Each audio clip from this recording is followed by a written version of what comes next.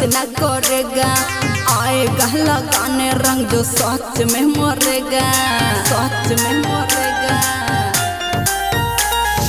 भर फागुन कोई हमको टच न करेगा, आएगा लगाने रंग जो सच में मरेगा।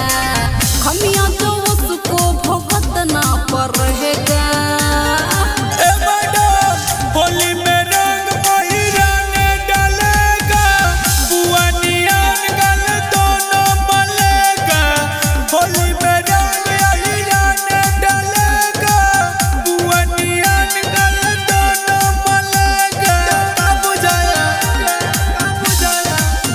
बुआ नियन गल दोनों मलेगा।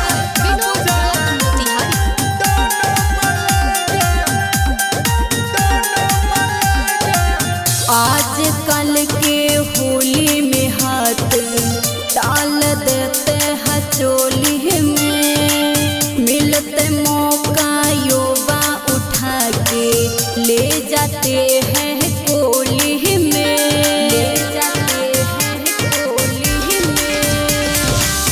आजकल के होली में हाथ डाल देते हैं चोली में, मिलते मौका युवा उठा के ले जाते हैं कोली में। और रंग से भरल पिचकारी पाँच बच करेगा, होली है तो थोड़ा बहुत टच तो करेगा।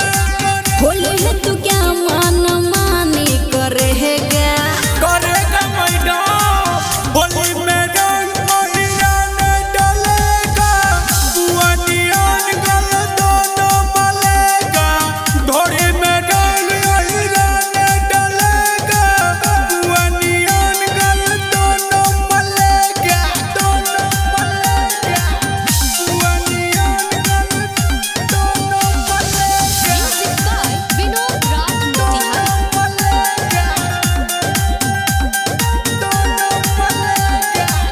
जब से चढ़ा है फागुन महीना लोगव सब बौराता है। लाल गुलाब लेके उरंगवा जगह को जगह लगाता है, जगह को जगह लगाता है।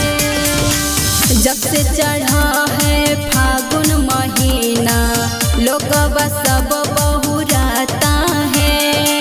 लाल गुलाब लेके उरंगवा जगह को जगह लगाता